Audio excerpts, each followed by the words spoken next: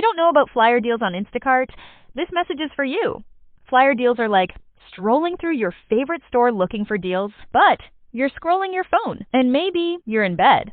Because getting delivery doesn't mean you have to miss deals like you'd get at the store, like the one creamer that doesn't make your stomach hurt, or the pasta sauce you can't not buy when it's on sale. So download the Instacart app, shop flyers, and never miss a deal on one of your favorites.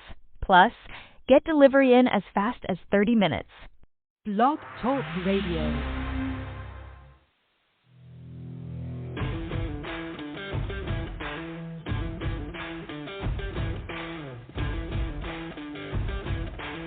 The following broadcast is brought to you by the iGolf Sports Network. Golf Talk Live is sponsored by the iGolf Sports Network and Golf Tips Magazine. Here's Andrew to tell you more about our sponsors. iGolf Sports is a live stream broadcast and media production company providing quality programming designed to attract the golfing enthusiast. And Golf Tips, the game's most in-depth instruction magazine, including reviews on the latest equipment, tips from top teaching professionals, all designed to help you improve from tee to green. Welcome to Golf Talk Live with your host, Ted Odorico. Join Ted each week as he speaks with some of the best in golf. This week's special guest will join us a bit later. But first up is another great discussion on Coach's Corner. So let's introduce tonight's Coach's Corner panel. All right, good evening, everybody, and once again, welcome to Golf Talk Live. I'm your host, Ted Odorico, and we've got a great show for you this evening. As always, we're going to start off with a great discussion here on the Coach's Corner panel, and a little bit later on, I'm going to be joined by my very special guest, Robert Chorne. He is the owner of Nassau Golf and the president of Nassau Precision Casting. He'll be joining me on the second half, and always excited to do the broadcast. Of course, they are live every Thursday evening from 6 to 8 p.m. Central here on the blogtalkradio.com network. But for some reason, if you can't join us live, not to worry. Just go to blogtalkradio.com/golftalklive and just scroll down, to the on-demand section, and you'll see all of the previously aired shows in their entirety there in the recorded versions, and including tonight's will be there after the broadcast ends. So if you missed the show, don't worry about it. Go to that link and at any time when it's convenient for you, and you can scroll down and catch them out at the on-demand section. But all right, let me introduce tonight's panel, and we'll get into this evening's discussion. First up, of course, is good buddy and friend John Hughes, a PGA Master Professional and a Senior Editor, Top 25 Instructor with Golf Tips Magazine.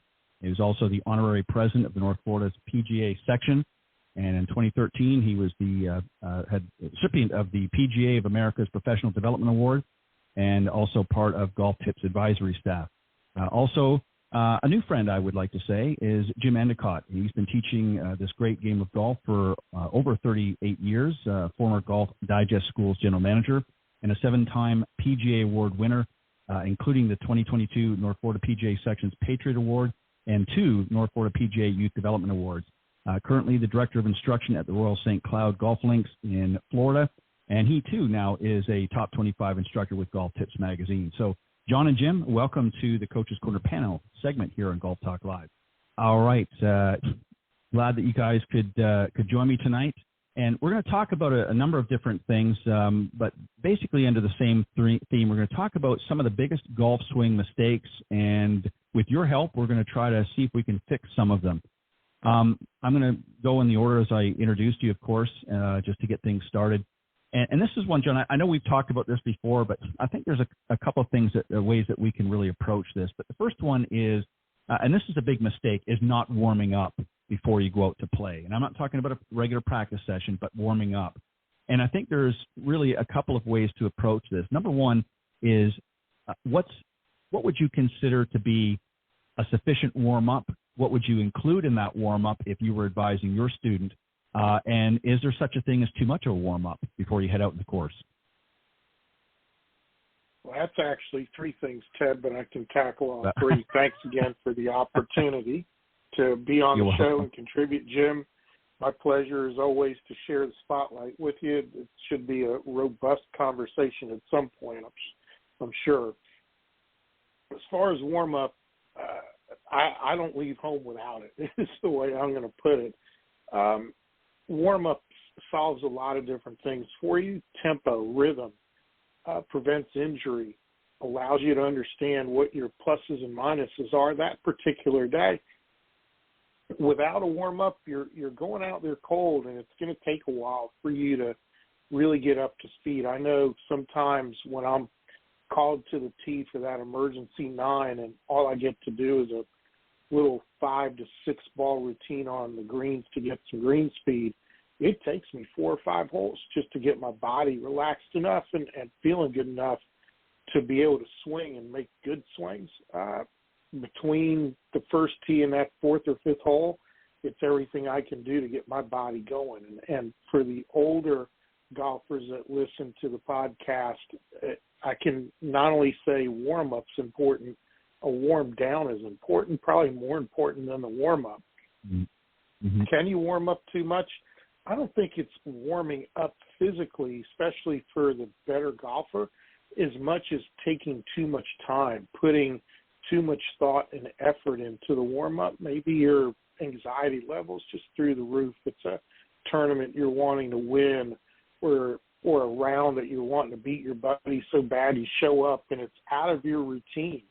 What you have to realize is warm-up should be part of a routine. If that routine differs by a significant amount, it could either cause you harm by having too much time to warm up and think about things, or not enough time to get you off to that slow start. So in essence, I would say warm-ups are definitely important. Some people can do with less. Some people need more, like myself. But the other thing to remember is if you're warming up, please warm down, but in reverse order of how you warm up, not necessarily with the swings, but at least with stretching, with some kind of exercise before you get in the car and head back home. You'll be very surprised doing that, how much better you feel trying to get out of the car. Yeah, that's a great point. You know, that's something that we don't often talk about or hear about is the warm down. You're exactly right, John. Your analogy is a lot of times we, get out and do these things in preparation. But, when you're out in the golf course for several hours and, obviously tension can creep in depending on the circumstances. And by the time you go to head back to the car, you're still a little wound up and whatnot. So you definitely need to do that warm down as well and get in a relaxed state so that when you're driving home, however long that may be, you're in a relaxed state again and you've kind of decompressed, I guess is a good way to put it, from the round as well. And I just think you'll, as you point out, you'll feel better all the way around. A great point. Jim, I'm going to talk about this, and again, I'm going to put a couple of things, maybe 3. We'll see. I might do the same to you as I did to John. And this thanks, John, by the way, for pointing that out. I thought I'd throw an extra in. I was hoping you wouldn't notice, but you did, so I should have known better. But anyways, this one here is really about the wrong clubs. And there's really, again, a few ways to look at this. Number one, a lot of times maybe somebody's had some hand-me-downs, and this is maybe more for the newer golfers. Years ago, that's what we got. A lot of cases, we got hand-me-downs maybe from a father or an uncle or what have you, or grandfather even. And, it was okay. But in today's game where you want to be more competitive. So getting the wrong clubs, let's decide how we decide what's the right club for us. And then there's another angle to attack this from as well that I'd like you to touch on. And that is, what are the right clubs in the bag for me? How do I decide which clubs I should have in the bag? Meaning, do I need a driver? Do I need maybe consider a hybrid instead of some long irons? That's the general direction what I'm trying to get you to go through. But let's talk about the other first, and then you can touch on that as well. Well, thank you, Ted. It's great to be here, and John, great to be on the show with you as well. Looking forward to it.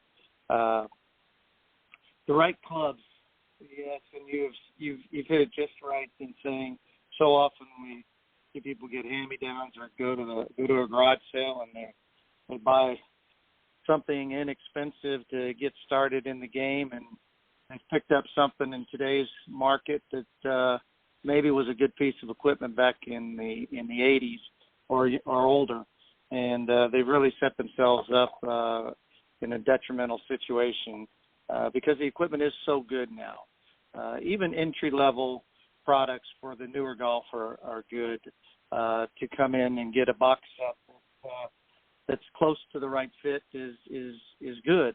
The wrong fit, the right fit, depending on skill level. As you're starting out, it's not as critical in the fit. As we continue to progress and get better at the game, the fit becomes more and more important as we go along. But to determine the correct fit, there's a measurement from the ground up to your fist. And that measurement, if you're like me, 5'9", fairly standard size golfer, although today's market we're seeing taller and taller players, I measure for a standard length. And that measurement, another inch, we may need to extend golf clubs. And again, you could go into a box set and have those extended if you're looking to just enter the game and get going. Custom fit, great way to go if budget isn't a concern. And being properly fit certainly can enhance your improvement. The right clubs in the bag. That, again, is very skill set dependent. The newer players, we need to look at having golf clubs in that bag that have plenty of loft. Loft is your friend, as we call it. Is a driver good for a brand new golfer? Probably not. Probably better for them to be starting off. One of the pieces of equipment I love to put in a newer golfer's hand is a club called a 7-wood or a heavenwood. It's got plenty of loft, and that ball gets in the air easily, not only off a tee but off the ground, and you can get some pretty good distance out of it. It's almost more versatile than the hybrid. The hybrid is great out of the rough, but that 7-wood or heavenwood is wonderful out of the fairway as well. As far as the makeup from there, we can start most new golfers probably around a 6-iron on down to a sand wedge. Do they need especially wedges? Probably not as a newer player. As their skills continue to advance, we start to look at different loft and gapping of wedges and different makeup of clubs. And as we get into the better players, we would also look at the clubs relative not just to skill set, but also to the golf course they're playing on. If they're playing on a golf course that has deeper rough, those hybrids come into play and are a great piece of equipment for that. If they're playing a fast golf course, not much rough, like the course I'm at, the hybrid is not as necessary. So the proper fit is important as we see our development in the game. Yeah, great points as well, Jim. And I think just to add real quickly on this too is I think particularly for the newer players to the game that are just sort of trying it out, testing the waters, even though I know we're allowed to carry 14 clubs in the bag, they may even want to start with a smaller set. Wouldn't you agree? I mean, they don't necessarily have to have 14 clubs in the bag to try. They can always add as they go along as they get more confident with the game and more skilled. What are your thoughts there about maybe starting with a smaller set? Obviously, some selected clubs based on certain factors, but what do you think about maybe starting them out with a smaller set, maybe even just 9 clubs in the bag instead of 14? I think that's a wonderful idea, and that's one thing I love about how we can order custom sets now with most of the manufacturers is we can order that set based on the clubs necessary. I've ordered sets where we went 6-iron, 8-iron, pitching wedge, and a sand wedge.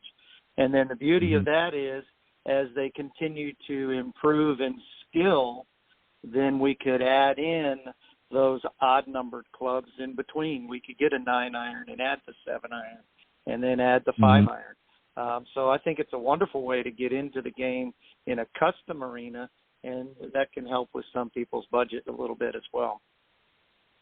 Yeah, and also when you're really unsure, and my point obviously for bringing that up is for some of those that are newer to the game that really aren't sure yet how far they want to go or if they're even really all that interested, may want to start out a little smaller, if you will, and work their way up. So I think that's just a great way to toe in the sand, as it were. John, I'm coming back to you, and this is one here I know all three of us, I'm sure, have seen on the lesson tee is we see somebody setting up and getting ready to swing, and they're literally swinging for the fences. In other words, swinging too hard. which caused a lot of issues there. Maybe you could touch on some of the issues that maybe swinging too hard can cause, and how do we know? How do we find that balance point for our swing? How do we find the right rhythm and tempo for our swing and still maximizing our potential distance without having to literally leap out of our golf shoes? Great question that I see happen quite a bit. I have a client who comes every Tuesday, and the way his warm-up, going back to my first question, is literally taking the driver out and swinging for the fences. And it typically means that the first 2 or 3 holes for him is way out of whack, way out of just left field, per se, with where everything's going. And he fails to get a good tempo, a good rhythm to his game. You can hurt yourself. I've seen people hurt themselves swinging just more so than they're capable of doing for the sake of just seeing how far they can swing it, whether it's wrenching their back, pulling a hamstring. I've seen a shoulder go out of whack, literally just to get dislocated several years ago. It's not in your best interest. But I'll tell a quick story about Davis Love and his father, Davis Love Jr. It's been written about in many different books where Davis, and I actually met Davis in college, and he could hit a balata ball and a persimmon driver had miles. It's just incredible how far he could hit it. And it's well documented that his father would teach him there's no need to swing it 100%. You've got to save some energy in your brain to be able to digest and understand what you did. And what if you do need a little bit extra? Where is that extra energy going to come from? Because biophysics or physics in general say we only have 100% worth of energy. So he was taught to swing at 80%. And within a few weeks was just laser down the middle and wins his first event at Harbor Town, which is arguably one of the narrowest golf courses you'll play anywhere. And came back to his father and basically said, you know what, I didn't need 100%. All I needed was 80, and it was rare that he took out his driver. And I think the moral to the story is at 80%, not only do you have a little bit extra if you need it and your brain has some energy to understand what you did, you stay in a better rhythm, you stay in a better tempo, and most importantly, you eliminate the tension that's needed to swing that fast and still not fall over. When you're that stiff, when you have that much tension, you're actually slowing things down. You're handling the club in such a tight way that there's no way for your body to release the levers in the proper timing to create the potential energy, the potential speed that you would gain. Believe it or not, it's swinging 60%. There's been some experiments and studies out there that prove it. Bottom line is real simple. If you're really trying to swing that hard all the time, do you have any energy left if you really needed something more? Are you smart enough to put another club in your hand? You can't with driver unless you're going to go get another one that's got 2 degrees of loft on it or something.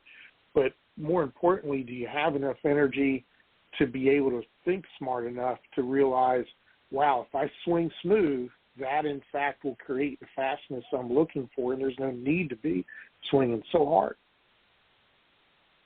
Yeah, those are some great points, and what a great story. Davis Love, of course, has been a favorite on tour for many, many years because of that smooth, well-balanced swing that he's had, very much like a Freddie Couples.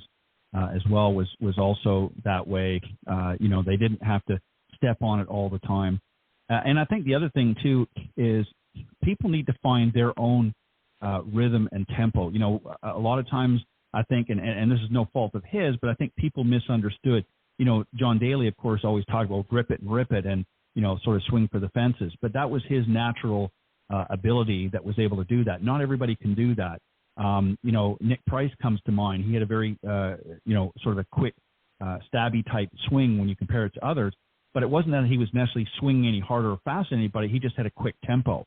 So I think people need to really understand that and find your own natural body rhythm because if you try to force it, I think, John, you would agree, is that's when you run into problems. You have to find what works for you. And certainly I think swing at 80% or even a little bit lower than that just to find it. And then once you find that body rhythm and tempo, then you can certainly step it up a little bit, but as long as you're staying within balance. When you start to lose your balance, the issue is when you're going to run into some problems. So some great advice there and a great example as well. Jim, this is one here. It's sort of a split as well. We see this all the time. A lot of pros have talked about this both at the teaching level and also on the tour. They see a lot in pro-ams, a lot of their amateur partners gripping it too tightly. There's a lot of factors involved here, obviously tension creeping in. But sometimes it can start off because they've got a poor grip. So maybe you could talk on the grip a little bit, and then what are some of the, I guess, the causes of sort of gripping too tightly, and what somebody can do. What are some suggestions to help people sort of be more relaxed and not just gripping it like they're about to, bend a steel rod in half? Yes, I would say grip pressure is one of the biggest detrimental things that people do in their golf swing. Everybody has this fear of that golf club coming out of their hands and sailing down the fairway. As you said in the opening, I've been doing this for over 30 years, and I don't know that I've ever seen a golf club go down the fairway when they've swung the golf club unless it was intended to. In other words, they wanted to throw it down there. Right. Or their hands were wet either from sweat or rain. Because naturally what happens in that golf swing is regardless of the amount of pressure you begin with, as you make the golf swing, that pressure will increase. So if you start lightly, it'll increase. If you start, let's call it medium firm, it'll get firmer. And even if you start what you may feel as firm as you can hold it, you'll still add some pressure to that grip as you swing it. It's just natural. And what happens is that grip gets too strong or too firm on the golf club. There's too much tension in the arms up to the shoulders and into your chest and torso that the arms and the torso become too closely associated to each other. And in the golf swing, they each have a very different function. The torso and the body is to go around while the arms are swinging the club up and down. And if they're too closely associated, as the arms are trying to go up and down, the body starts to rock and tilt in the backswing and or the through swing.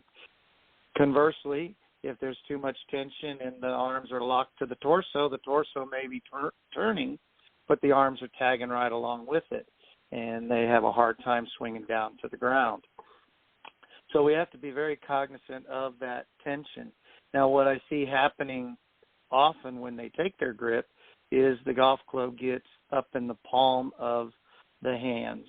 And the more it's in the palm of the hands, it feels comfortable. It feels like I have a good solid grip on the golf club. But again, in the palm, we don't use our hands and arms enough, and then it becomes a body action up and down and or around tied to the arms because the golf club is in the palms. That club should be, as a right-handed golfer, it should be just about where the fingers join the palm, and then the pad of the palm sits on top of the golf club, and the thumb is just across the side slightly, depending on their flight and how they're presenting the club face. That location of where that thumb, or we often reference a V between the thumb and index finger, where that might point. That reference may change depending on how they're presenting the golf club. And the trail hand, it's very much resting in the fingers with the lifeline of the trail hand resting upon the thumb of the lead hand. And that would be a general idea of the grip in how it's positioned on the golf club. And as I said, the V's between the thumb and index finger of both hands. If you were a new golfer, that might point as a right-handed golfer about to my right ear. And if they sliced it, they're presenting that club face a bit open to the path. Those V's may move a little bit more to the right as a right-handed golfer, more towards their right shoulder. Conversely, if that ball is curving a bit to the left, those V's may move slightly to the left.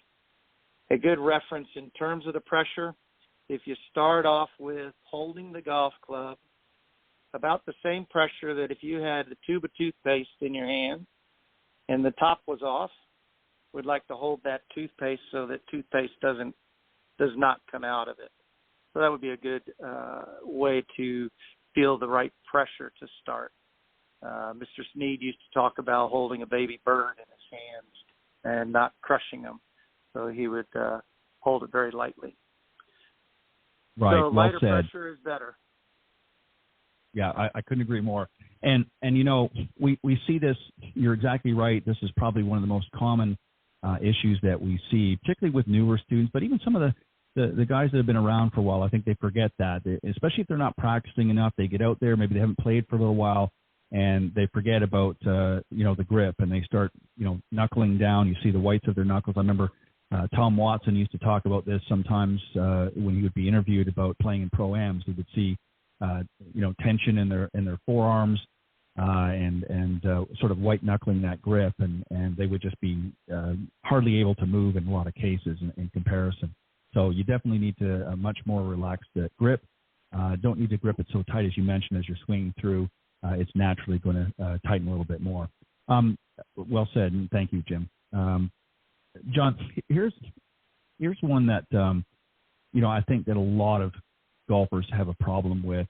When they're on the practice tee or warming up, a lot of times we'll see them putting down alignment rods and they're getting their alignment just right, and everything seems to go great. But then they get out in the golf course, and it's like watching a contortionist. Their feet are aimed one way, their knees, their hips, and then their upper bodies may be opened for right-handed golfers to their target line. So they're twisted all in different directions. They just can't seem to get that alignment. Talk a little bit about that. We know the importance of obviously being aligned properly if you want to hit on target.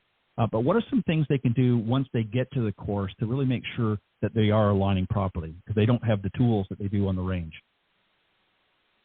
So that's a great question, something I harp on all my clients about regardless of their skill level. And at the highest of skill levels, the slightest bit of off alignment or off aim contact can cause major disruption to a round. The way I'm going to answer this is, when you're using the alignment sticks, do you know how to use them and why you're using them? I think most people are putting them down with all great intentions to have an understanding of, okay, I'm going to this target or I'm going to that other target, but you're probably setting up the sticks wrong. You're probably not utilizing all of the practice area so you can understand the sticks and be able to see the sticks often enough to envision them when it counts, when you can't use them on the golf course. The real key to this starts with an education as to which stick use, when do you use two sticks, when do you use one, what are they pointing at? And that's something I'm constantly reminding particularly amateurs about, because the biggest mistake I see is they'll take one stick, they see the tour pros use one stick, they put the ball on one side and they stand on the other. And as they aim the stick at the target, they don't realize they're aiming off target because of where their bodies are in relation to the target.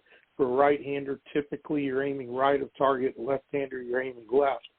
So if you're going to use one stick and that stick is pointing at the target, the ball better be on the same side of the stick as you. And what you'll find is, you'll see if you're squaring the leading edge of the club well enough all the time in a consistent manner. Using two sticks, the ball should be in the middle of the two sticks with the right stick for the right-hander, left stick for the left-hander, representing the target line, and that should be pointing dead at the target. That's the first thing, is understanding how to use them and how to set them up. The second thing, which is critical, which I see nobody at public ranges doing, is standing behind the sticks in between each shot. You'll see them rake and hit all day long and then move their sticks around, not understanding where these sticks might be. If you've raked and hit and moved the stick, is it still in the same place you set it up to? But most importantly, being able to take what you're doing at the practice range to the golf course is a cycle, and that cycle begins and ends with your pre-shot routine. So it's very important that as you're using alignment sticks, when you're trying to get out of the mechanical mode and more into a merger and more into a simulation mode, that you are standing behind your shot, going through your pre-shot routine and seeing how these sticks aim and align to the target that you're intending to hit a shot to.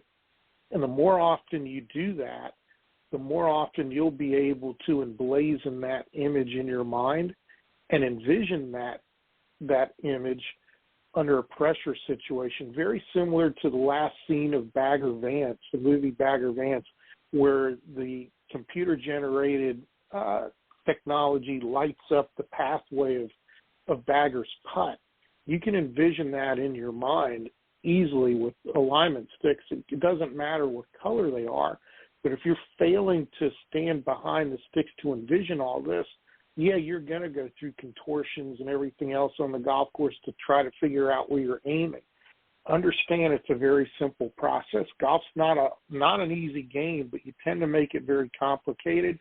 The ease of making it simple is where the beauty of the game arrives to you. And the first thing, if you're trying to work on aim and alignment, is to understand where and how to use those sticks, why you're using those sticks, and then incorporate your pre-shot routine. Take some time, understand where these are envisionally pointing so you can pull up that vision when needed, most likely under the best and most intensive pressures is when you're going to need it. Yeah, and those are again some great points. You know, I like you see a lot of people on the range using alignment sticks or other tools that they've gotten, which are great tools. But if they're not used properly, then it's for naught.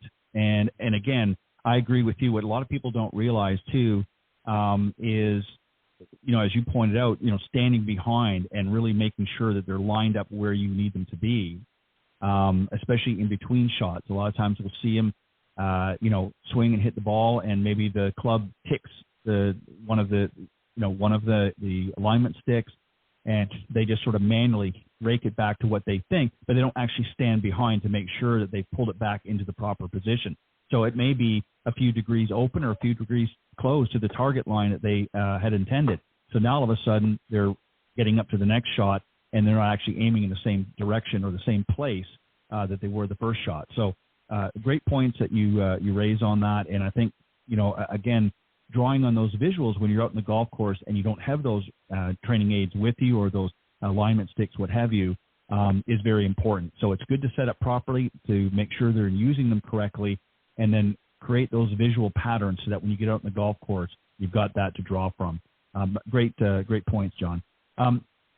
Jim, this is one, too, that we see a lot of, especially our amateur golfers. We see this a lot in bunker shots, but even in short little pitch shots where there's no acceleration or very little acceleration. They wind up thinking that maybe it's a swing that typically would be sort of halfway back and halfway through, but instead they're going 3/4 of the way back, and then somewhere in the downswing they realize, well, I've gone too far back, and now they decelerate. So what do we do in a case like this? How do we help golfers that don't get the proper acceleration through the ball? Well, I see acceleration has a lot to do with how the body rotates to the finish of the golf shot. And even in the short game, small chip shots, pitch shots, it's very important for that body to rotate through to face towards the target. That accomplishes a couple things. One, it keeps that club moving in a positive manner through the ball. And two, it gives the club a place to go as it goes through the shot. Oftentimes, as you described, the backswing gets too long, and in a fear of sending it too far over the green, they kind of stop the body and kind of rock underneath it and kind of hold back in the arm action swinging through. So twofold here, as I mentioned about the body turning through helps to accelerate it, but also learning to identify how far back that golf club can go.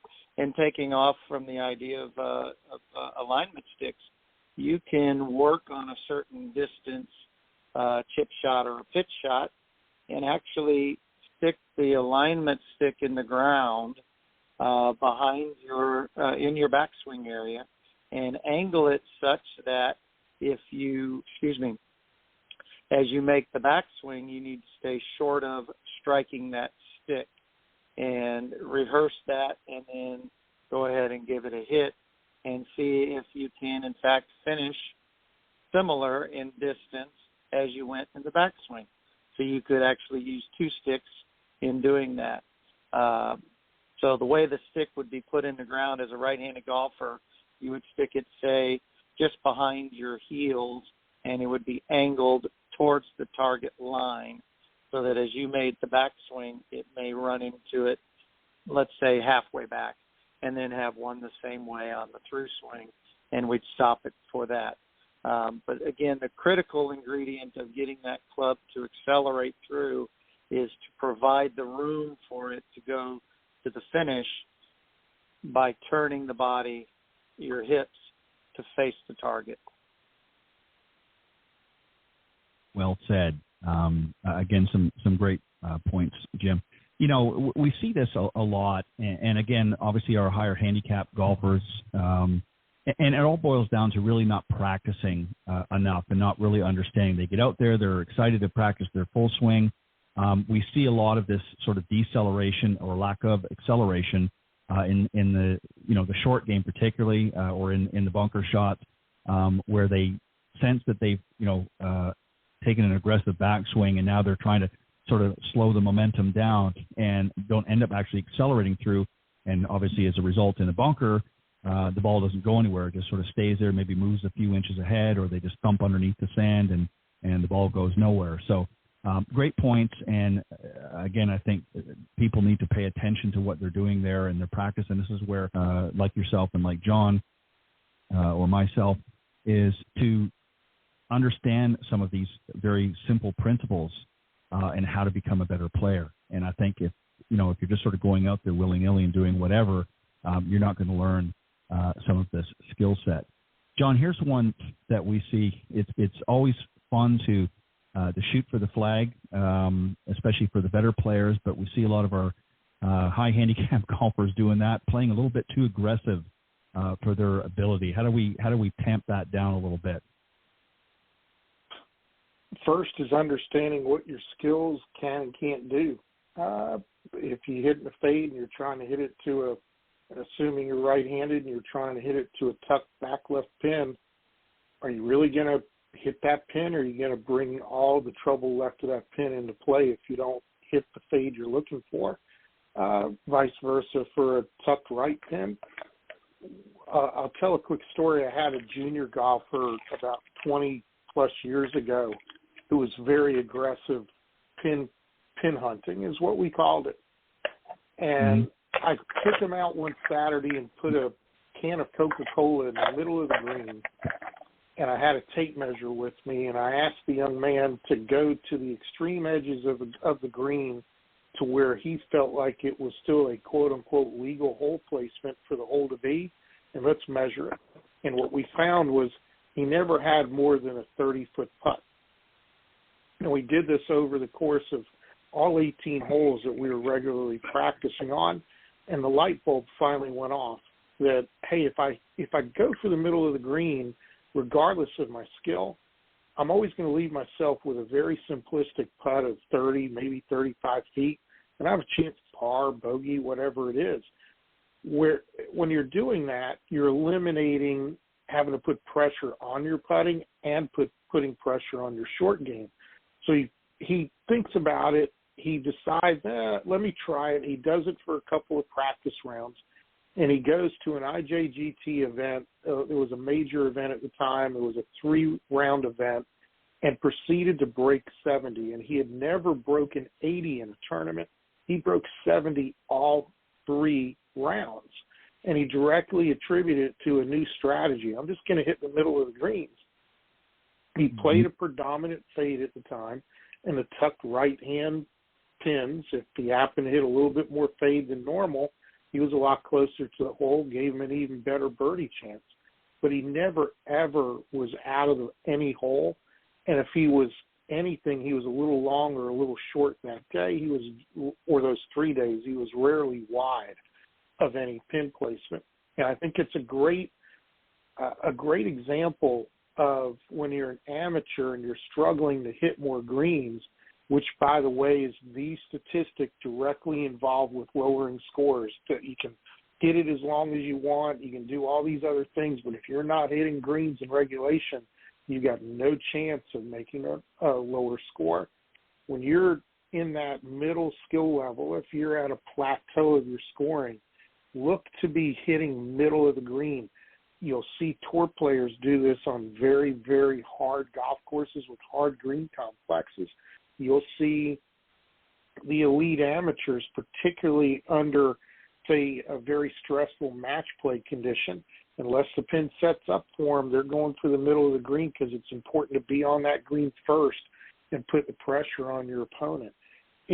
There's a lot of study, a lot of facts out there that holds this strategy true. And I just got done posting a video about this the other day.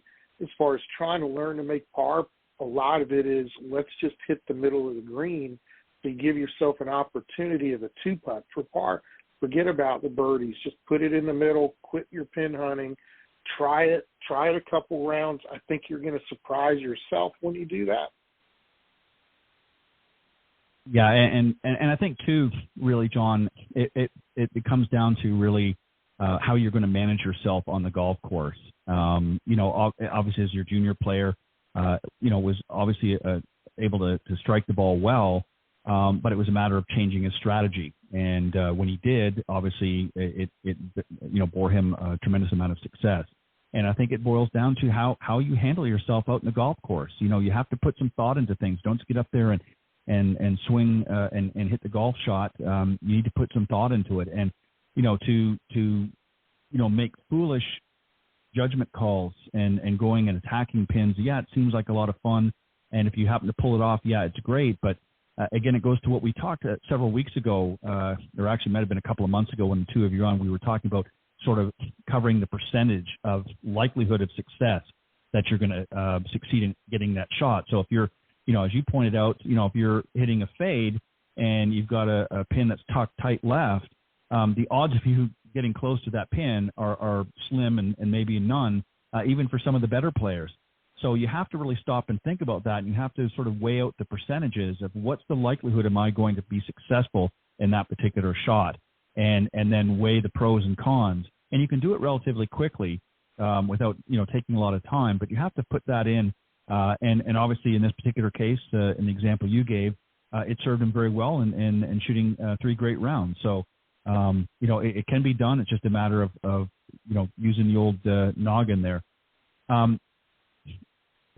Jim, this is an area sort of the opposite, I guess, to a little bit to the acceleration point that we talked or that you talked about a few minutes ago, and we see this a lot in again certain amateurs. There's a couple of options here.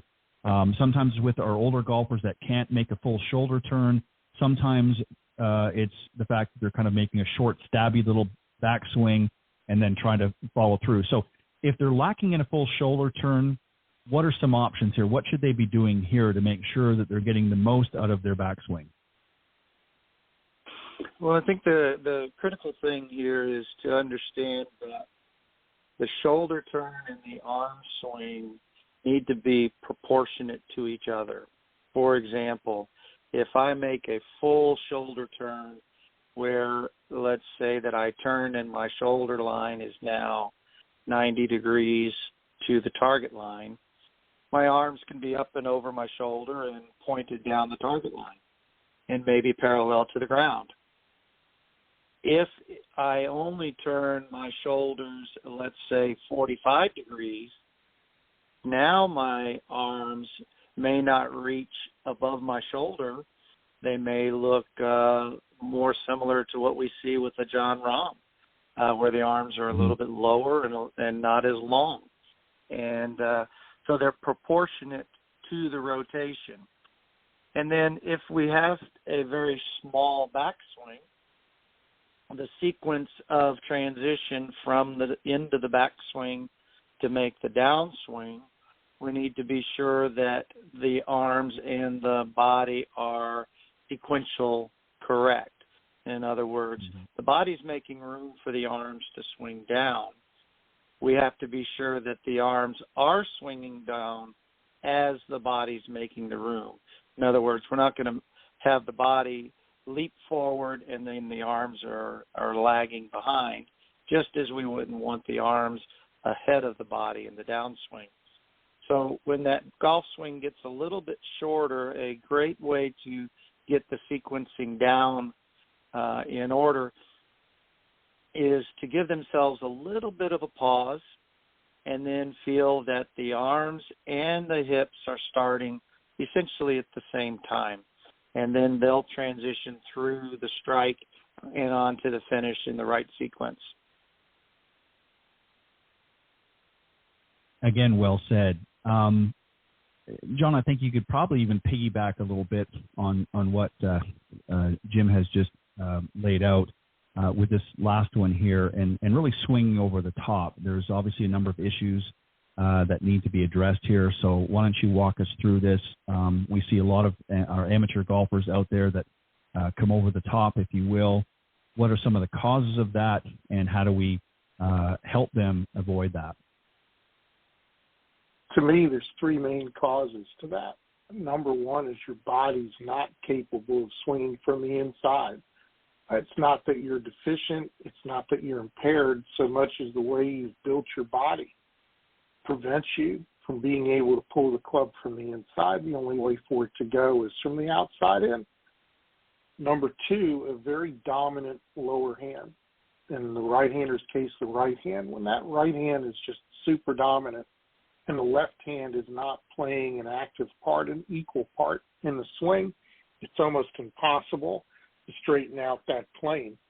But I think the third one is the biggest cause. When you're aiming close to your target, your brain's having to figure out from point A to point B, how do I get the ball there? And it's going to require a change of path from the club working outside to in. When you combine all three of these things, maybe you're big-chested, you lift a lot of weights from a fitness standpoint of view, or your job requires you to be lifting a lot of things and you have a big chest and rounded shoulders, then you're aiming so far right as well as you're totally dominant with your right hand. That's a recipe for disaster. And we have to fix it one element at a time, starting with alignment. It's tough to teach that right hand new tricks if it's not in the position for that trick to work. And then as far as changing your body, morphing your body into a position to be able to not come over the top, to square your path up a little bit, is going to require a lifestyle change in a lot of situations, whether it's a change of job, you're going to the fitness center more often to try to stretch your pecs out a little bit, put more rotation, more mobility and flexibility in your shoulders. It's going to require a long time. The easiest way, the simplest and the fastest way is to get your alignment where it should be, which is parallel left for the right-hander, parallel right for the left-hander, to give that right hand a chance to understand what direction should it be swinging in and how to release the club, but most importantly, when. Because when your body's not in the position or made to be able to come into out, and then you're exacerbating the issue by being close to your target, that bottom hand has no other choice but to reroute. So go for the alignment fix first, then start teaching your right hand some new tricks. There's a lot of great drills to teach that dominant hand new tricks while you're teaching the forward arm, the forward hand, the left hand for the right hander, the right hand for the left-hander, what their true role, R-O-L-E, is within the golf swing. Again, well said. Great discussion tonight, guys. And, you know, if I was listening to this show, I might ask myself, so what can I do to maybe avoid some of the issues that were discussed tonight in the panel discussion? And here's a way that I think for a lot of you listeners out there that really want to improve, and that is to come join us this fall at the Golf Tip Magazine 3-day golf school retreat. It's being held at the beautiful Macklemore Resort atop Lookout Mountain in Georgia. Join us to experience world-class golf instruction with 3 of Golf Tips Magazine's top 25 instructors, and 2 of them you've heard this evening. They're going to be there. The dates are October 27th to the 29th. So if you're interested and you want to really improve your game, we're gonna test your mettle, if you will, on those 3 days, and you definitely want to come out and enjoy us. It's a very beautiful resort, again, atop Lookout Mountain up in Georgia. The elevation is about 2,200 feet at point, and it's just a beautiful view, a great golf course, and a lot of other great amenities there, and we're going to have a lot of fun at this 3-day golf school retreat. So if you want to join and you want to come out and improve your game and work with some of the best in the business, you can email me at editor.golftipsmag@gmail.com, or you can give me a call at 850-238-6130. I'm happy to have a discussion and get you started to becoming a better player. Guys, you guys did a phenomenal job with tonight's discussion. I want to thank you, and I'm excited about our upcoming golf school retreat coming up this fall at Macklemore. John, I know you've been up there quite a bit over the last couple of years, and I know that you can certainly shed a lot of light as to what the experience is going to be. If you want to say a few words, by all means, go ahead.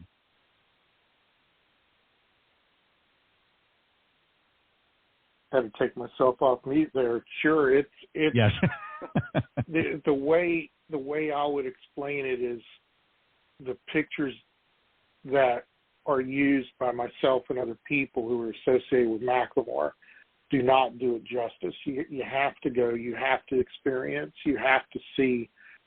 Just today, one of the realtors put up an image of a rainbow over Macklemore Cove. And I've actually seen that rainbow live, and the picture is wonderful. But being there and seeing it in weather that's very hospitable, they shared what the weather was. Today it was 78 degrees there today. Wow. So it's a wonderful place. It's enjoyable, whether you're a golfer or not. As far as the golf schools, you can't go wrong going to a place like Macklemore and improving yourself, not only from a golf skill standpoint of view. I think you'll get the rest, relaxation, the calmness, the sereneness you need to recharge your batteries in a lot of different ways there. Jim is going to be joining us up there as well. And also our third Golf Tips Magazine Top 25, John Decker, is also going to be there. So you're going to be learning from 3 of the best in the business. So you definitely want to enjoy us and join us, if you will, at Macklemore. The dates, again, are October 27th to the 29th. Reach out to me as soon as possible, editor.golftipsmag@gmail.com, or, again, I'm happy to speak with you live on phone, 850-238-6130. Again, Golf Tips 3-day golf school retreat coming this fall. The weather is going to still be beautiful up there. A lot of changing of the season, of course. So be very picturesque. A lot of great pictures you can take while you're there. But more importantly, you're going to learn some great instruction, some great tips on some of the things that we were talking about tonight, and you're going to be able to play some great golf at Macklemore as well. So come and join us. Guys, again, thank you as always for bringing your best to the Coach's Corner panel. And as always, I'm going to give you guys a moment or two to plug anything that you want and let the folks know how they can reach out to you. So, John, go ahead, and then Jim. Sure. Thanks as always, Ted. It's always an honor for me to be on, and I got to apologize for missing my last opportunity. I had a situation that couldn't be avoided, and I appreciate your patience with that. Jim, known you for a long time, and I enjoy the insight you provide.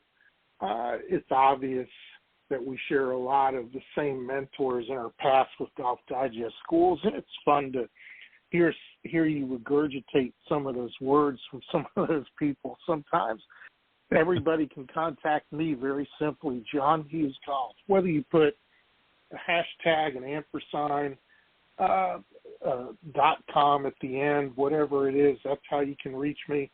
And I have just 7 dates left. for you to experience a one-to-one golf school at Macklemore the end of September and through October. Those are, I'm anticipating, will sell out by the end of the month. So if you're interested in a one-to-one situation, a one-to-one learning experience with me, contact me at John Hughes Golf. I'll give you all the information and look forward to seeing everyone there. Fantastic. And Jim, go ahead. Well, Ted, as always, it's great to be on the show, and John, I always enjoy our time together on the show, and also talking outside of the show and getting better together, bouncing ideas off each other as to how we get ourselves better at our craft. And I'm so looking forward to the golf school at Macklemore here at the end of October, and being able to be on the lesson piece side by side with you, as well as John Decker. If anybody would like to reach out to me, I can be reached at jim@endicottgolf.com or at my phone number 407-460-9420.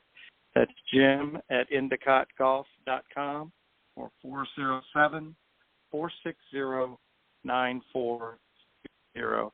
And thanks again, Ted, for having me on. Oh, I appreciate it, guys, and thank you for always giving of your time. And I look forward to seeing both of you at Macklemore. I know you'll be on the Coach's Corner panel before then, but I'm looking forward to the golf school coming up in a few months' time. But thanks, guys. Have a great rest of your evening and weekend, and thank you for joining me tonight on the panel. And I'll talk to you guys real soon. That was John Hughes and Jim Endicott, joining on the Coach's Corner panel. When we come back, I'll be joined by my very special guest this evening, Robert Chorne, owner of Nassau Golf and the president of Nassau Precision Casting. We'll be right back after this brief message from Golf Tips Magazine. The following ad is sponsored by Golf Tips Magazine. Are you tired of being short off the tee? And what about those 3 putts? Forget about it. It's time you got serious about your game. Golf Tips, the most in-depth magazine in the industry. For over 30 years, Golf Tips has delivered expert content such as the latest golf instruction from America's top pros, simple-to-follow practice and game improvement drills, fitness and mental game tips, equipment, training aids, accessory and apparel reviews, golf destinations and travel tips for every budget, and so much more. Don't miss a single issue. Go to golftipsmag.com and subscribe today. All right, welcome back. And don't forget to subscribe to Golf Tips Magazine. It's a great publication, available in both print and digital format. So if you're wanting to get it in both, you can certainly subscribe. Go to golftipsmag.com, and you can either subscribe for simply the print if you prefer to have it in your hot little hands, or if you're a little bit more tech savvy and you enjoy and prefer a digital version, that's available as well. You can take out a subscription and get the digital version, or you can actually do both. Some people like to do that, have a hard copy, if you will, of the magazine at home, and then have access to a digital version when they're on the road traveling, whether it be for vacation or otherwise. So go to golftipsmag.com and subscribe today. All right, I'm very excited to have my very special guest this evening, Robert Chorne. He is the owner, as I mentioned, of Nassau Golf and also the president of Nassau Precision Casting Company. He is an expert in golf club design and grip manufacturing and shaft technology. He has invented and patented several breakthrough products in the golf industry, including revolutionary iron and wood technology. His clubs have been featured by AT&T Sports, Science and Technology on ABC, also on ESPN, Hale Irwin's Golfing America, and the Rob Report, Japan's leading golf publication, Alba Magazine, as the inventor of the revolutionary cavity-back woods, and locally on News 12, Long Island, as well as several publications, Golf Digest, Golf Magazine, of course, other leading publications around the world. So please welcome my very special guest this evening, Robert Chorne.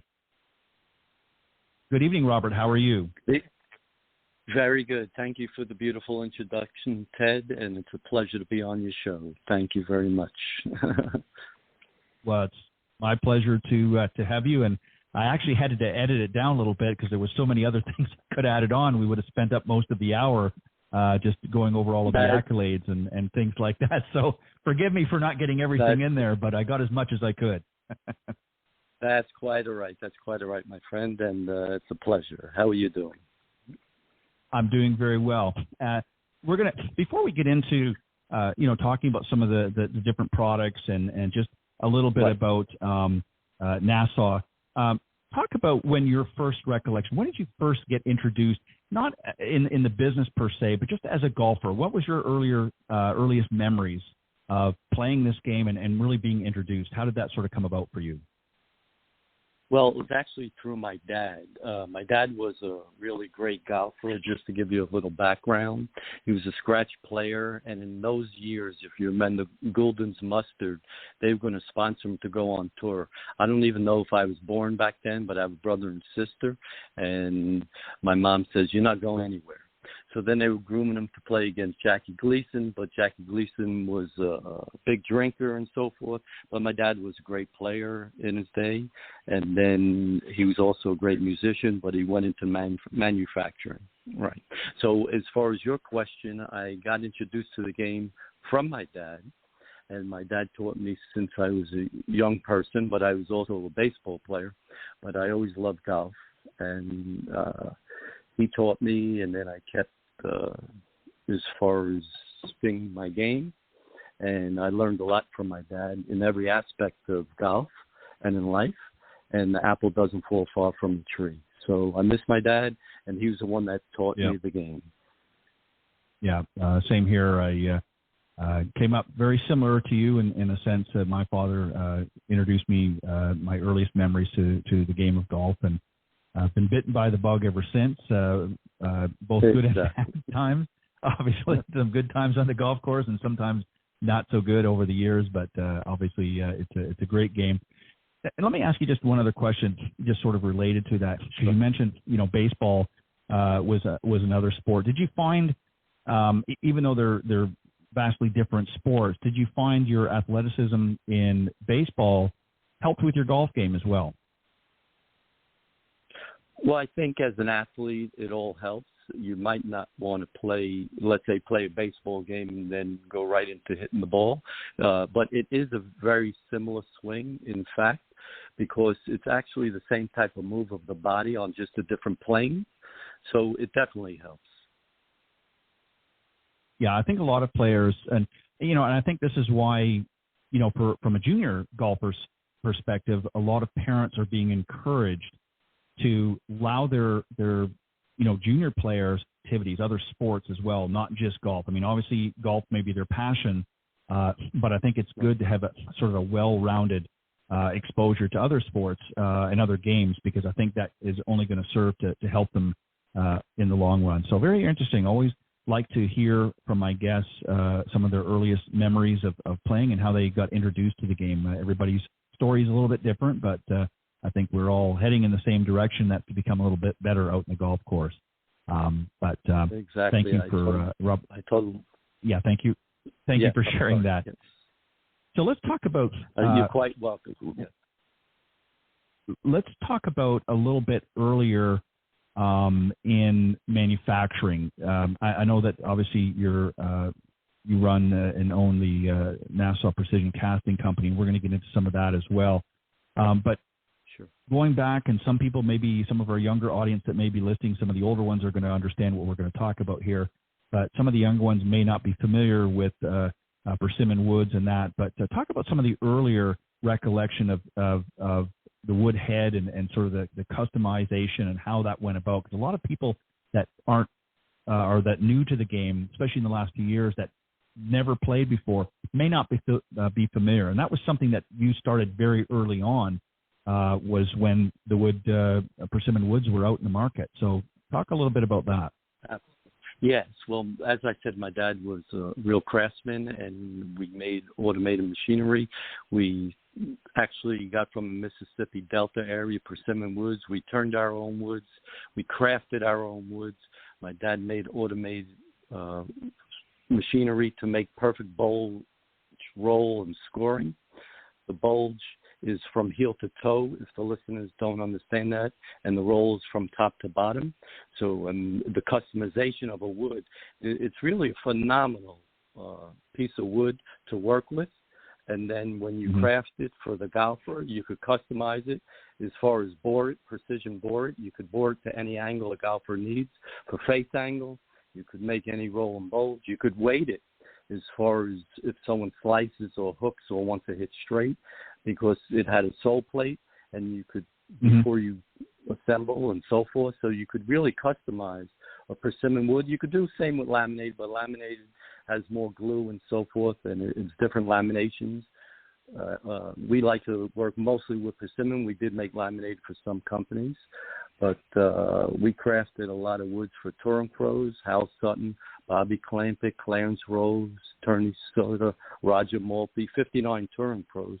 We used our Collector's Classic Tour Edition persimmon driver, and it was really phenomenal. Myself, my dad made me my first persimmon driver. I would not go to a metalwood until we came out with the cavity back wood technology. The persimmon drivers were phenomenal, and you really controlled it well. You could hit it well, and so forth. And in some respects, it would be nice to see the players nowadays use some persimmon and see what it could do. Yeah, it's amazing. And it always had a very, I would classify it as a sweet sound. I mean, you know, the especially the drivers today have, I mean, obviously, you know, they're very expensive to produce and stuff, and the technology is you know, very advanced. But, you know, I don't know, there was just something about that sort of a sweet sound, if you will, when you hit it flush with the persimmon. And I think a lot of the players that you mentioned, and I'm sure many others that have played persimmon, and I would strongly encourage, you know, somebody to do a little research. And if you've, you know, never hit one, you know, get yourself one, or go somewhere that you can hit somewhere, find someone that's got one, and take a few swings with that. And I think you'll find it very interesting. So you know, I prefer, you know, I mean, I like obviously some of the new stuff that's out in the market, but it was always very interesting. The wood heads from you know, from a few decades back, and it's too bad that they've taken that. I think it would be I think it would be interesting on the tour to see that come back, even in some events. They don't have to do it all the way around, but maybe just have some special events where the pros have to go back to a little bit older way of playing the game. Now, you also mentioned we want to talk about iron head casting and manufacturing as well. That's something else. You explain for people that don't understand what that is, first off, and then talk about some of the things that you guys did. Right. Well, iron head casting is precision casting, which is investment casting loss wax process. You make a tool, you inject the wax, you dip and coat, and then I could go through the whole process, but ultimately you get exactly what your pattern is in a casting, and then you hold it within 0.005 of an inch. So it's very precise, the casting process. It's not like a forging where you have to do a lot of machining, even though they talk about forging. It's come to the past, like 30 years ago, they talked about forging versus casting, and casting versus forging. And I believe they blindfolded Raymond Floyd, and he hit it, and he said, well, that's a casting, and it was the forging. And, you know, he hit the forging, and he said that was the casting, so he didn't really know blindfolded. So you could anneal the material and make it as soft or as hard as you want to a certain degree. So we do casting, and you can make virtually any design. And the weight distribution, I always believe, is what makes the product. And how it's to the ball, the shaft gets you back into the ball, and it's up to the head to keep it stable. So the question you asked about casting, you could virtually produce many different designs. Many different companies came to us to make heads, and then as far as then we also had the division to sell to the custom club maker, our own designs and so forth. So it's very interesting, the whole history of that. And then also casting is the way they do the titanium woods or the steel woods or the hybrids. Right. Is all cast. Mm-hmm. So when they talk about forging and so forth or casting, well, they're still hitting cast pieces even if they're using forged irons or cast irons. Mm-hmm. They're using castings in the metal woods that they're using or the hybrids they're using. Right. Yeah, Exactly. And, I just wanted to, because, there's a lot of people that are new to the game that don't really understand the differences. And it's interesting, again, as the game has continued to progress over, the last several decades, just how things have changed.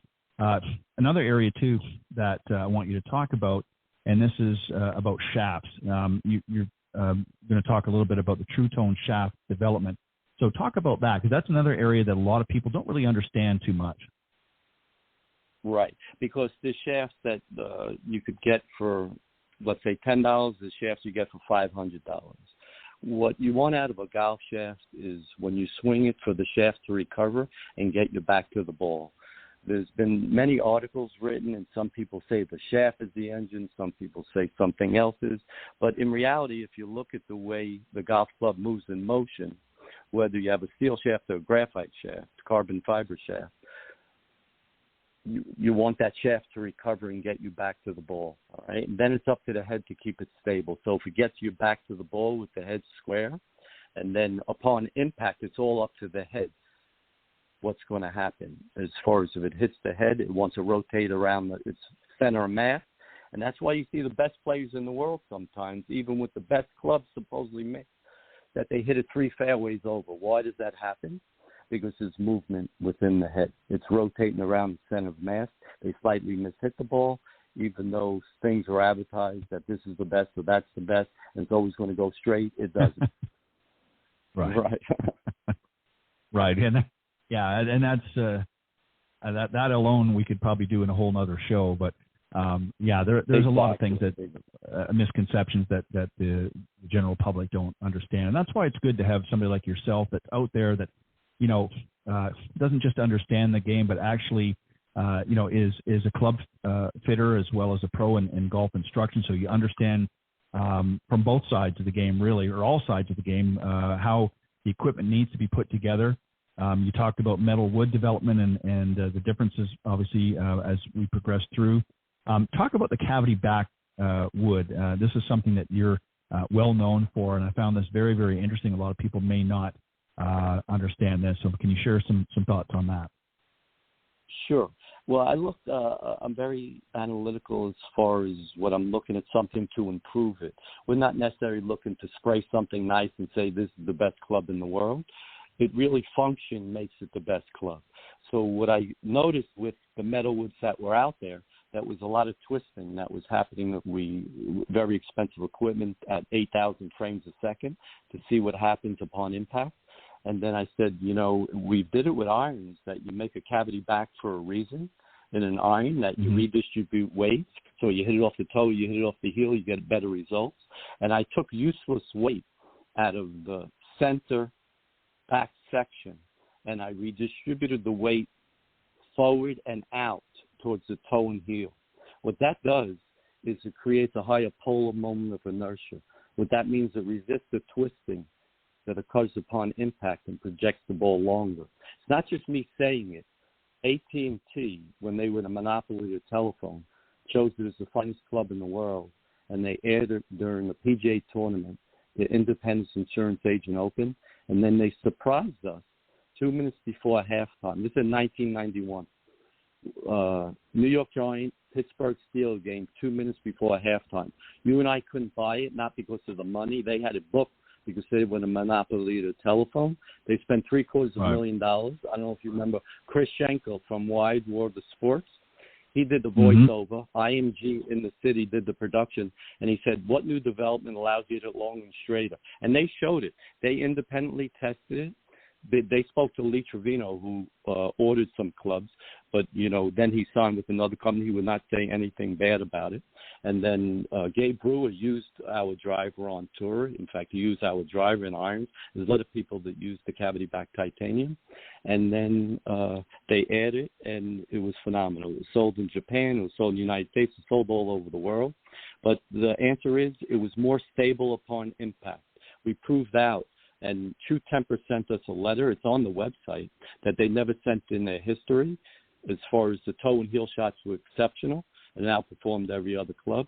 But AT&T did their own testing, and they chose it as the finest club in the world. It all comes down to weight distribution. And to this day, if I tell you, Ted, we could have any of the people listening could still hit that original cavity back, which is over 30 years old, and it'll still be rock solid. It's not a big head. In those days, it wasn't a big head. Rock solid. Then we came out with another version, which was the granddaddy cavity back, which was slightly larger head at the time, also rock solid. And then we came out, when titanium came out, with the titanium cavity back, which we'll put against any club there is. But it's all based on weight distribution, what happens when the club head's coming into the ball, what happens when it makes contact with the ball. And when you hit it off the toe, the heel, and the center of any club should go good. But when you hit it off the toe and heel, the head wants to rotate. This didn't rotate at 8,000 frames a second, so it come dead straight through. So that's what the cavity back would do. And then it took many, over 20 years for one of the major companies to realize, like when a lot of people make the big heads and they center weight back and they say it has a higher moment of inertia, it's a little misleading to the average layman because you're not taking the head and sticking a shaft straight through the middle of the head. There's a shaft axis. Right. So standard engineering principle, when you go ahead and move the weight back, it's further away from the shaft axis, so the head's going to twist. Does it get the ball up in the air more? Easy. It'll get the ball up in the air, but it's going to be twisting more. Because the center mass of that is trying to come through and close it down, but it's going to twist more. Right. Yeah, and what a great endorsement from AT&T as well. Obviously, unexpected endorsement, but nevertheless a great endorsement. And you know, the truth of the matter is, you know, the average golfer doesn't really understand. And you know, we see all kinds of marketing and things, and you know this as well. And I don't want to, you know, get into the specifics, as you know, we'll be in the weeds for days. But right, you know, people don't understand, and this is where somebody like yourself that does, you know, gets right into the trenches with the manufacturing and understands, you know, the principles and so forth of how the actual golf club actually works and how it's affected, you know, at impact. And, you know, we see this, excuse me, all the time with a lot of our amateur golfers out there that, you know, hit it off the toe. I mean, it's great when you hit it off center. I mean, I don't think there's a club on the market that if you hit it in the sweet spot that you're not going to get great results. But what happens when, you know, the ball moves up a little bit on the club face or a little bit back on the club face towards the shaft, that's where the real true test of the technology rides. And certainly, you know, what's on the market right now is certainly gotten better over the years, but you're exactly right. There are certain principles, if you will, that still remain true today that the average layman person, as you mentioned. And I want to get you, and let me just before we move on, let me just point this out because you mentioned the website. I'm going to give the website information a little bit later in our discussion. The reason being is I don't want people to leave and start searching on this right now. I want them to listen to more of our discussion, and then we'll give them the information. And all of the things that Robert and I are talking about tonight, the different products and things like that, you can see on his website, and you can check out the products. And if you're interested in purchasing anything, obviously you can do that right there as well. But I want to move on to the CBI Tour Edition. These are your Nassau irons.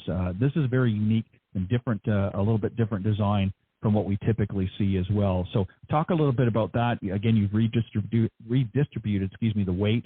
And again, people will see that when they go on the site a little bit later. But talk about that as well. How did you come up with the design, and how has that been effective for you?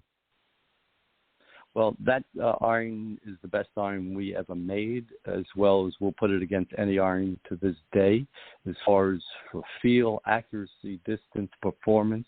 And we have pros tell us it's the best club ever made. We go down to the PGA show. We always sell them to different pros that haven't used them, and they write us letters that they've used every top-level club, and this outperforms it.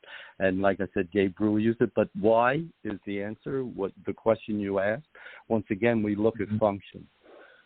Too many irons had a top line that was thick, too much weight towards the top of the golf club, and it's useless weight, and we proved that out. So we took and scalloped out the top of the golf club and moved it down and out, and created a higher polar moment of inertia again with the iron. And that we proved that wherever you hit on that face, it's much more stable versus any other club. And to this day, you could hit that club, and it feels different. I don't care if you spend $2,000 for a set of the best, most expensive clubs on the market, and we don't knock anybody. They're all well-made clubs, but we'll tell you there's a different feel and a different performance in that CBI third edition iron than any club has ever been made up to this day. It comes down to taking useless weight and redistribute it where it belongs. It's a very interesting design. I've never seen anything like it. And again, the listeners, you'll get a chance in a little bit to go and check everything out that Robert's discussing here on the program. But I want you to listen to a little bit more. Talk us now. This is another very interesting product as well, is the Sightmaster wedges. Talk about that. This is a very interesting, again, design. Talk about these wedges. What makes them unique and a little bit different than what we're seeing out in the market? All right, the Sightmaster wedges we've had out and patented for many years. And the Sightmaster wedges at the bottom of the club has vertical lines because what the previous two professionals that were on your show tonight did a nice job, and they even talked about alignment. And everybody talks about alignment, but unfortunately it's very difficult for most players to line the leading edge to the intended line of flight. So what I did is make the bottom scores vertical, so it's very easy to line up to the intended line of flight. It frames the club head way different than a horizontal score. There's horizontal scores above it, but below it is vertical scores. So you could actually draw those vertical lines out to one target or see if it's open or closed very rapidly.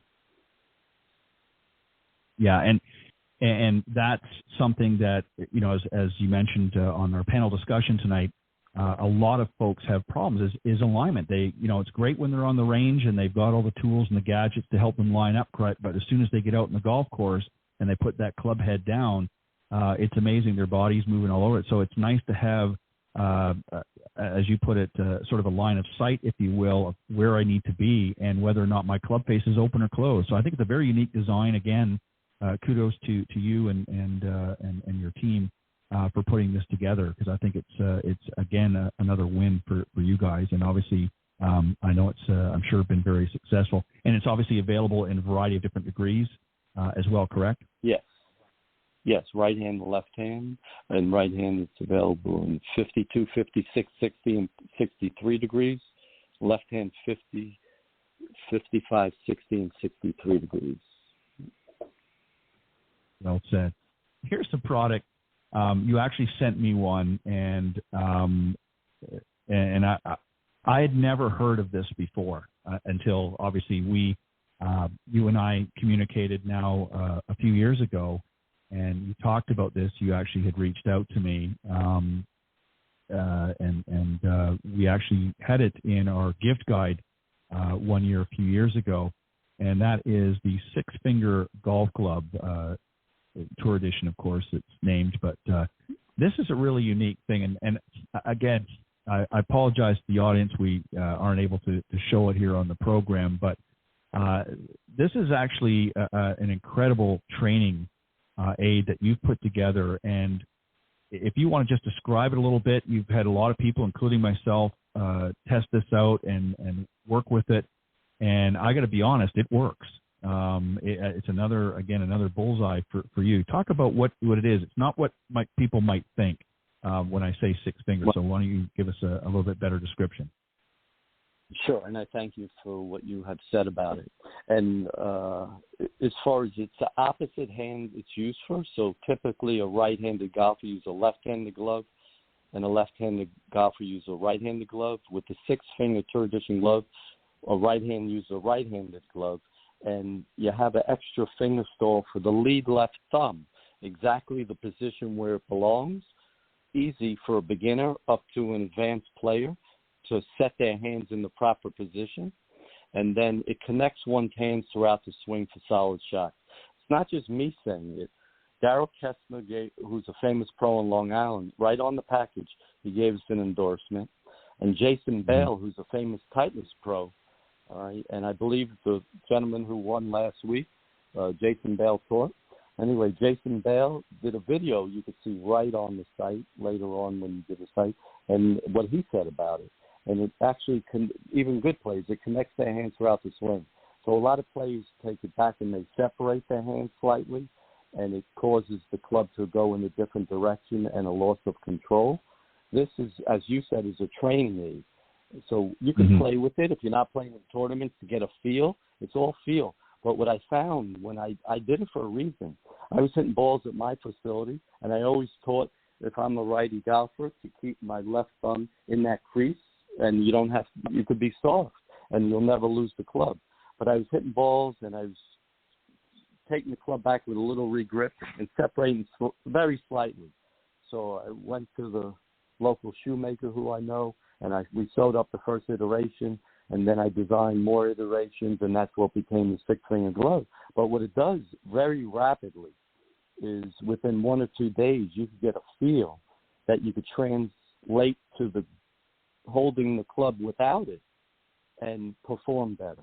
Like Jason said, I love it. I can hit balls in it. That's his quote. Because it's not a molded grip like a training grip that you have on a different club than you're playing with. This, you actually play with it with your own clubs, and it goes to one's brain very rapidly. I tell you, within a day or two, if you're hitting balls, you could take it off and replicate that same feel. Then you just refer back to it whenever you want, or you want to keep practicing with it. It may feel different at the beginning because you're not used to the proper grip, but it goes to one's brain very rapidly, and you start hitting much more consistently. And let me just add in there what I found again that was very unique about this, and a lot of people have problems, and as the guys talked about, or one of the guys talked about earlier tonight in the show about the grip, how important that is, and this really helps people understand how to keep and work the hands together. They really work as a unit, even though they're you have two hands. It helps to sort of get them to work together on the club, and training with it for just a little bit each time you go out to the range, even if you use a standard glove to play with, it just helps get you in the right position every time. You get your hands in the right position on the club every single time, and it. Again, that sort of memory, if you will, that, some people hate to use the term muscle memory, but, you develop a memory that you can recall on how that should feel. And every time you're not sure of that, when you get back out, especially out in the practice tee, and certainly you could play with it as well. But, I think it's definitely a great training aid, especially for some of our newer golfers out there that are just new to the game in the last few years and don't really understand. This is a great way to get you set up correctly each and every time. So, again, another, gold star I would add on to that. And I want to mention another product and get you to talk about as well, and that is the double barrel putter. This was very unique. Sure. I'll be honest. You had sent me several images, and it was a very unique design. And when I got it, I thought to myself, well, it's a little bit, the head itself is a little bit smaller than what we see out in the market right now.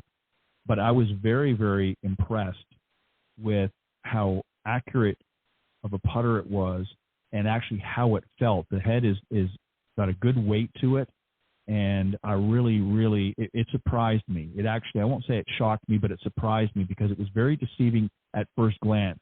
And talk about that, because talk about first up a little bit of the design, and again, we're going to let people go to the website here in a little bit to see what we're talking about. But you designed this specifically this way. Why? Because once again, function, just like years ago, 30 some odd years ago, wrote an article, bigger doesn't make it better, better makes it better. And that was for irons or woods and everything.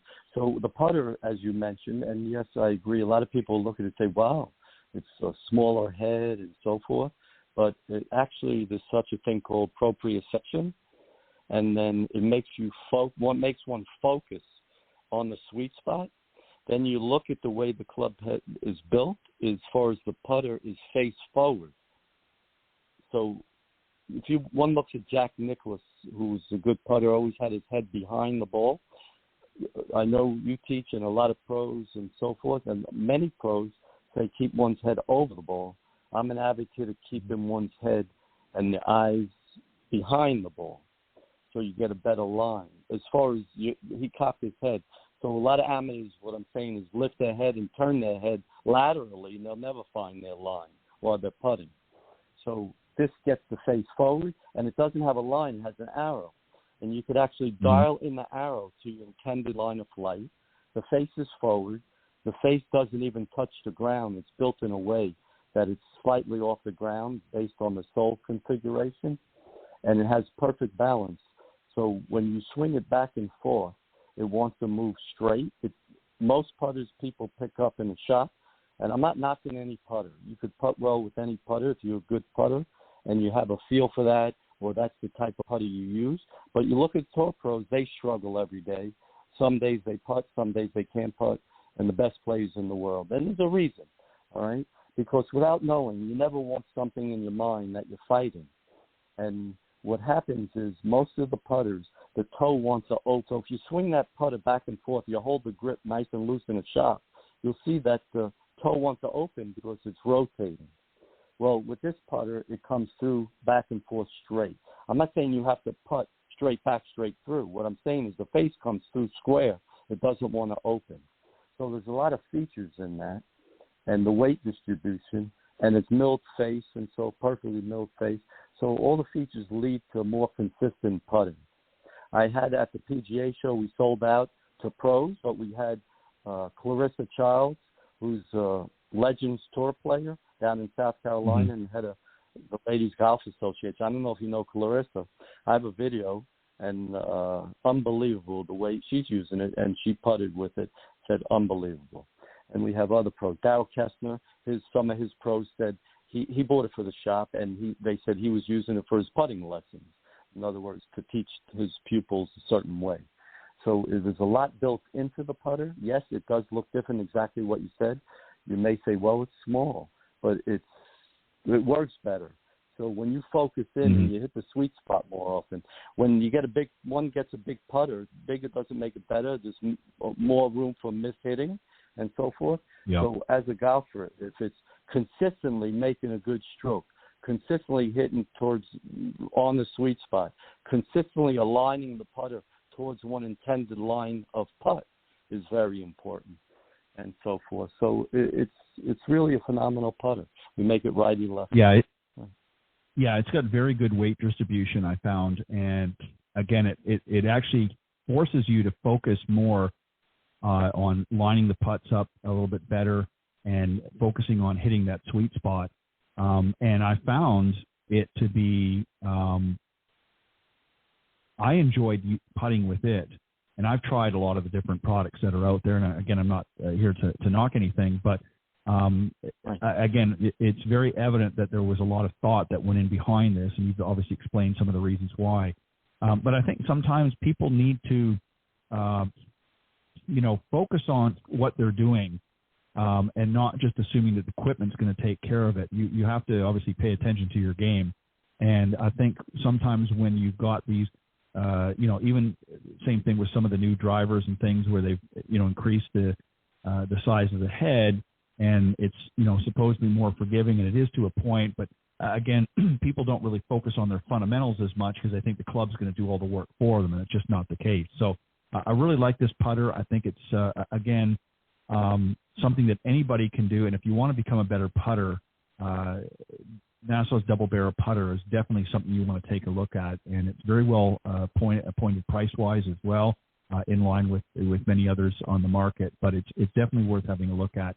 All right, we're going to save the best to last. I know this is one that we've talked about a little bit over the last year or so. I want you to talk about this. There's quite a bit to unpack here, so I'm going to give you as much time as you need to. And again, for those listening to the program, I'm going to give you the website here in just a moment as soon as Robert finishes talking about this last product. to go and check all of this stuff out, but particularly this one, I think you're really going to like it. But this is the Revolve golf bags we've talked about, a tour edition, and it's a very unique golf bag, a lot of great features in it. Obviously, there's a lot of golf bags on the market, but this one really, I think, sets itself apart from most, if not all, of the competition. Talk about this. This is a unique concept that you've come up with this that I think would appeal to a wide range of golfers. So the floor is yours. Yes, I thank you. On the golf bag itself, I have my friend and a partner in the golf bag, Corey, and he said, Robert, I need you to work on this because he felt wheels should go on a golf bag. So then I went to the machine shop and I made the first iteration because there's a lot that goes into the engineering of the base and how it functions. So to tell the listeners, what we have is a golf bag on wheels, but it has a telescopic handle, and it's actually a carry bag on wheels. So what I mean by that is one could take the bag right from their automobile. If they're going to bring it to the clubhouse or they're going to go on a motorized cart, they could pop off the wheels in 1 second with quick disconnects. You press the button, the wheel and axle, which is attached, pops right off, and you place it on the cart. There's a place to put the straps through the bag, and it's on the cart. If you want to go ahead and wheel it all over the course, you wheel it, you push or pull all over the course, you get up to the green, and the stand deploys on any terrain. And then when you putt out and you put your club back in, you carry the bag with the dual harness across the green. People with a cart have to go around the green, and we all know that's a real pain. So this is a carry bag that you carry right across the green. You pull the handle back up, and you keep rolling. So we call it a one-in-everything bag. And we have a video on the site that shows every feature of the bag so people could really see what it does. But it's really a phenomenal thing, even for people that use carts or have trouble taking it a long distance from the parking lot to the cart. You could use it for so many different ways. Or if you're playing and it's cart path only, it's easy enough to take the whole bag instead of a couple of clubs, because we know you take a couple of clubs and say, wow, I wish I had this other club. And then you could pop the wheels on, pop the wheels off whenever you need it. So it's really a phenomenal product. You there, Ted?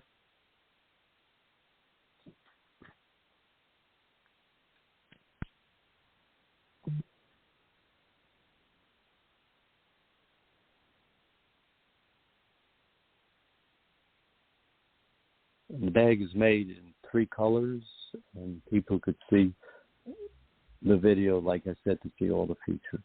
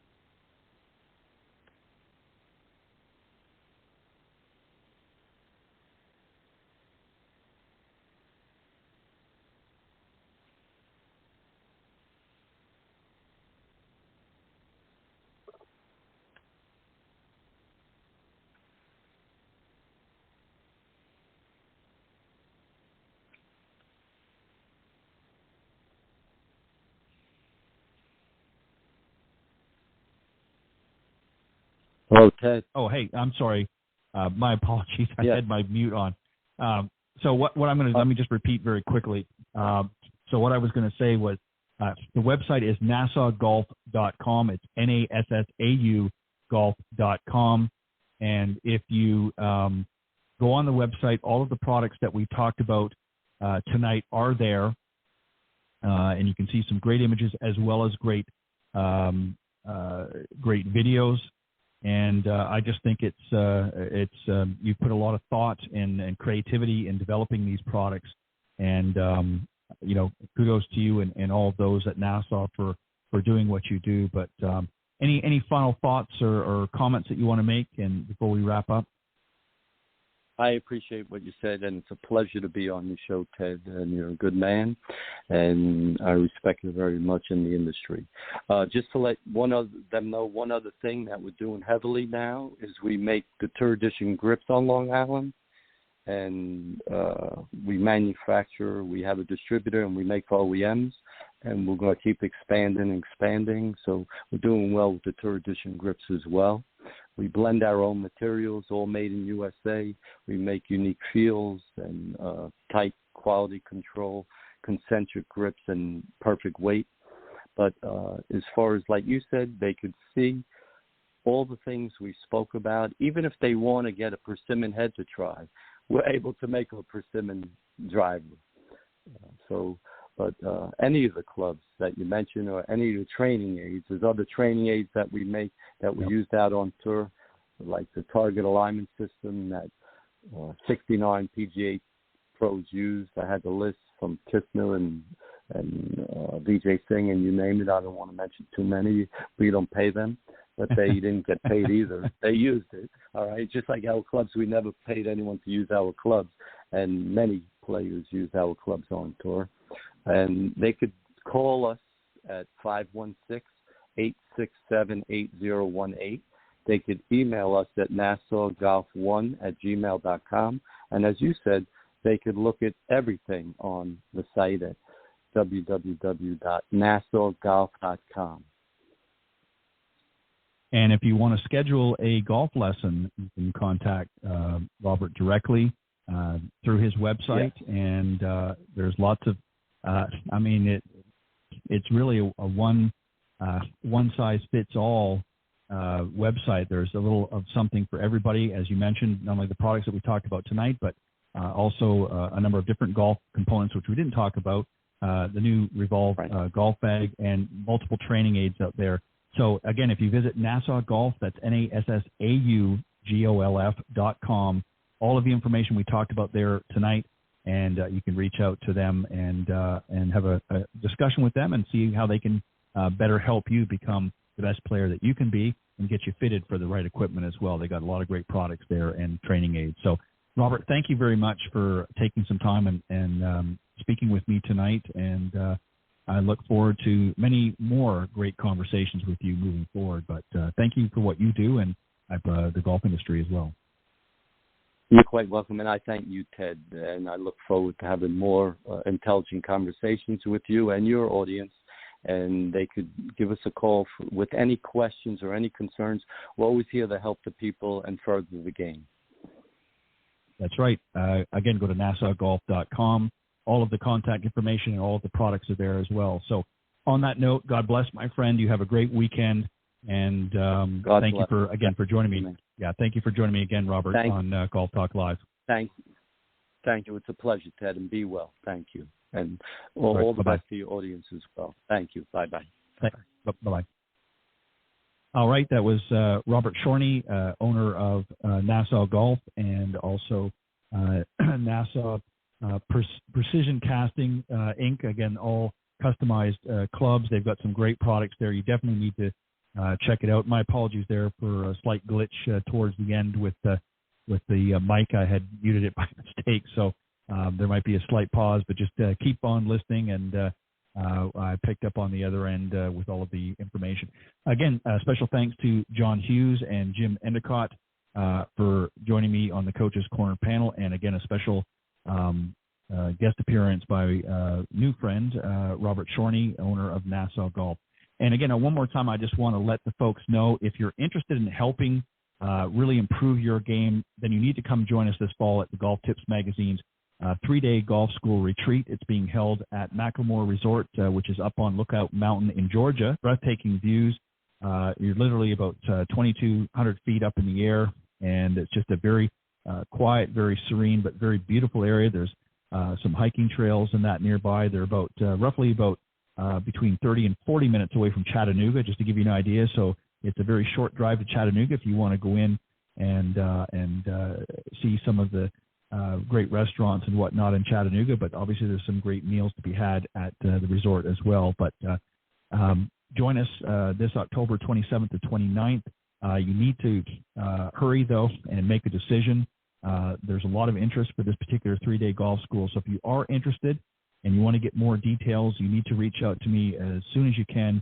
The email address, again, is editor.golftipsmag@gmail.com, or you're welcome to call me. My phone number, this is my direct cell, is 850-238-6130. That's 850-238-6130. You're going to experience some world-class golf instruction over the 3 days from 3 of our Golf Tips Magazine top 25 instructors, John Hughes, Jim Endicott, and, of course, John Decker, who you heard on the show as well many times.